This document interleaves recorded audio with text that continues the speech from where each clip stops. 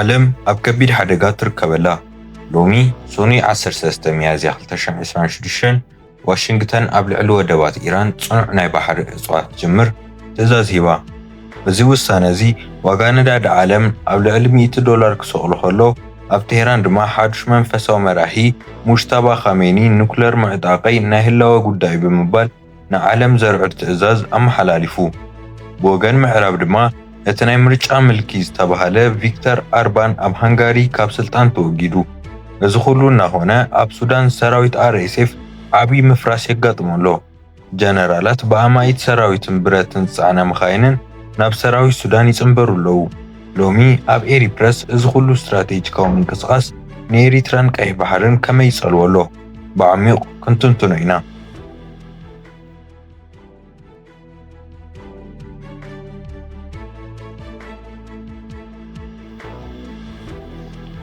ሱዳን ፀሓይ ብልጽግናን ኢማራትን ተዓርበላ።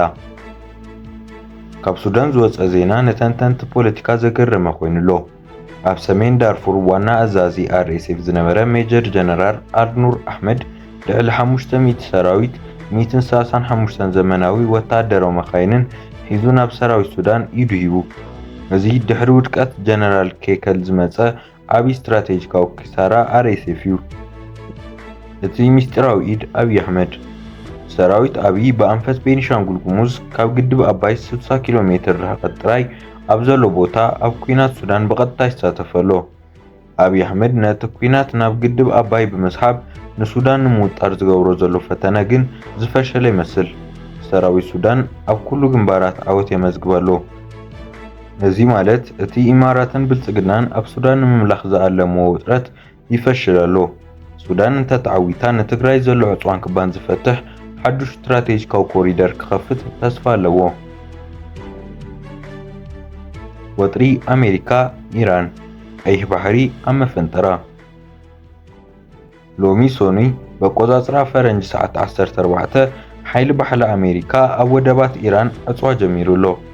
ዶናልድ ትራምፕ ንዝኾነ መጥቃዕቲ ዝፍኑ ኢራናዊ ናብ ገሃነም ክንፍንዎ ኢና ክብል ከሎ ዋጋ ነዳዲ ዓለም ብ8% ወሲኹ ሓደ በርሜል $140 በፂሑ። ሳዕቤኑ ንኤሪትራን ቀይሕ ባሕርን። እዚ ዕፅዋ እዚ ኣብ መጻብቦ ሆርሙዝ ጥራይ ዘድራት ኣይኮነን።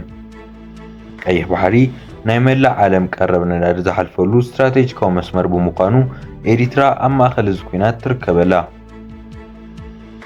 ስጋት ኒውክለር ሓዱሽ መራሒ ኢራን ሙጅተባ ኻሜኒ ኒውክለር ክዕጠቕ ምእዛዙ ንመላእ ቀርኒ ኣፍሪካ ኣብ ትሕቲ ስጋት ኒውክለራዊ ውድድር የእትዎ ኣሎ።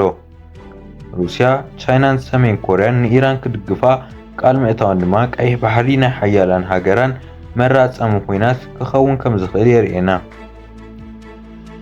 ቁጠባዊ ማሕሰይቲ ዋጋ ነዳዲ ምውሳኹ ንኤሪትራን ከባቢኣን ዘሎ ናብራ ብዝገደደ ከኽብሮ እዩ። መጓዓዝያን ምግብን ክንህር እዩ። ኤሪትራን ቀይሕ ባሕርን እቲ ዘይተነገረ ስትራቴጂ። ኤሪትራ ኣብዚ ወጥሪ እዚ እንታይ መርገፂ ክትሕዝ ትኽእል? ሉዓላውነት ባሕሪ ኣሜሪካ ኣሜሪካ ንመጻብቦ ሆርሙዝ ዓይና ዓጽወን ኢና ትብል እምበር ወታደራዊ ምንቅስቓስ ኣብ ቀይሕ ባሕሪ ክውስኽ ምዃኑ ርዱእ እዩ። ኤሪትራ ሉዓላውነት ባሕራ ንምህላው ኣብ ዝኾነ እዋን ንላዕሊ ወታደራዊ ድልውነት ክትገብር ትግደደላ። ዲፕሎማስያዊ ሚዛን ኤሪትራ ምስ ቻይናን ሩስያን ዘለዋ ጥብቂ ዝምድና ምስቲ ሕጂ ዝፍጠር ዘሎ ሓዱሽ ብሎክ ኢራን፣ ሩስያን ቻይናን ክነጻጸር ይኽእል እዩ። በቲ ካልእ ወገን ድማ ምስ ስዑድያ ዘለዋ ናይ ቀይሕ ባሕሪ ጸጥታ ስምምዕ ንምዕራባውያን ዝተወሰነ ተስፋ ይህብ። ኤሪትራ ኣብዚ ገመድ ልዕሊ ገመድ ጉዕዞ ረብሓ ሃገር ንምኽባር ትቃለሰላ። ሃንጋሪ ውድቀት ኦርባን ንትራምፕ እንታይ መልእኽቲ ይህብ?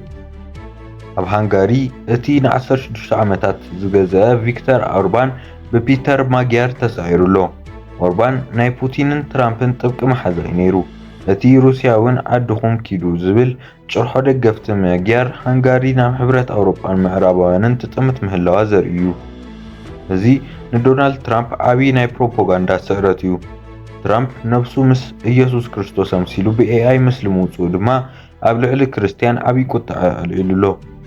እዚ ኩሉ ፖለቲካዊ ተኣምር ክግበር ዝደሊ ትራምፕ ኣብ ውሽጢ ሃገሩን ኣብ ኣህጉር ኣውሮጳን ዘለዎ ደገፍ ይዳኸም ምህላው የመላኽት። ክቡራት ተኸታተልቲ ኤሪፕረስ ሎሚ ዝረኣናዮ ምዕባለታት ሓደ ዓብይ መልእኽቲ ኣለዎም። ዓለም ናብ ሓድሽ ስርዓት እያ ትሰጋገር ዘላ።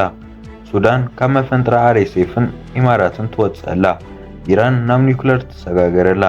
ኤሪትራ ድማ ኣብዚ ዝተናወፀ ቀይሕ ባሕሪ ንሉዓላውነታን ቁጠባኣን ንምክልኻል ኣብ ከቢድ ቃልሲ ትርከብ። ሕቶ ኤሪፕረስ ኢራን ኒውክለር ምዕጣቓ ንጸጥታ ቀይሕ ባሕሪ ዝያዳ ሓደጋ ድዩ ክኸውን ወይስ ሚዛን ሓይሉ ክሕሉ ይሕግዝ? ርእይቶኹም ኣብ ኮመንት ጻሕፉና። ቪድዮና ሼር ብምግባር ንዝያዳ ሰብ ክበጽሕ ሓግዙ። ኤሪፕረስ ኩሉ ግዜ ምስ ሓቀኛ ዜናን ዓሚቕ ትንተናን